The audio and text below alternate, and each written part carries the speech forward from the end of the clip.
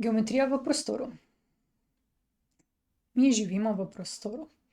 In v našem prostoru imamo 3 različne smeri, v katerih živimo, ne. In sicer višina, širina pa dolžina. In zdaj v tem prostoru so različni objekti.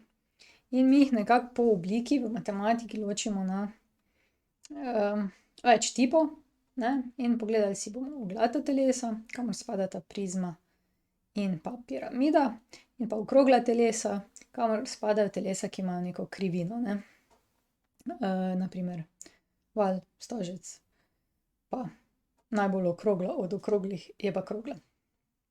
Zdaj pa, oglata telesa so tista telesa, ki imajo ravne ploskve, ki se stikajo v robovih, robovi pa se dotikajo v ogliščih teles.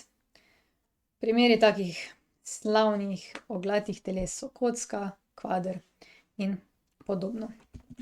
In si bi zdaj mogoče pogledali eno kocko ali pa kaj takega, tako da dobimo malo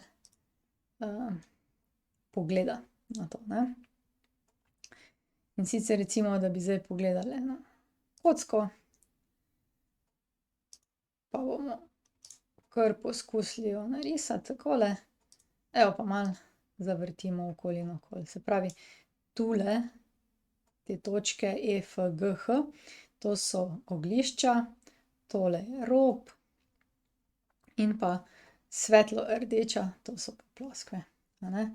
Recimo lahko pogledamo si še kakšno prizmo. Prizma je lahko pač kakršnokoli telo, ki ima neke 2 enake ploskve, zgoraj pa spodaj, to bomo še tako bolj pogledali, ne. Evo ga, takole imamo prizmo, to bi bile 3 strani. Pa še mogoče kakšno okroglo telo.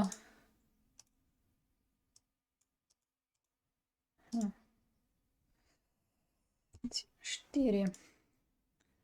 Takole, samo ga moramo pa zdaj malo obrniti, da se bo lepše videlo.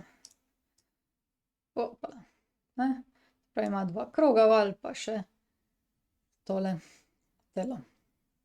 Okej, to so različne vrste teles, ki so sestavljene iz ploskev, a ne, robov in pa ogliščev.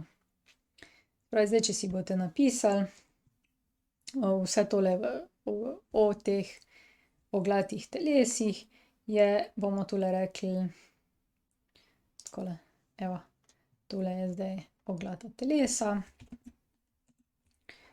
Oglata telesa so telesa, ki imajo ravne ploskve, ki se stikajo v robovih, robovi se dotikajo v ogliščih teles. Primeri oglatih teles so kocka, kvader in pa raznorazne druge prizme in piramide. In gremo kar na prvo telo oziroma prvi sklop teh teles. Prišli smo do konca. Če želite ali morate videti več, si poglejte na moji spletni strani ninarazlaga.si ali pa se naročite na moj YouTube kanal. Se vidimo!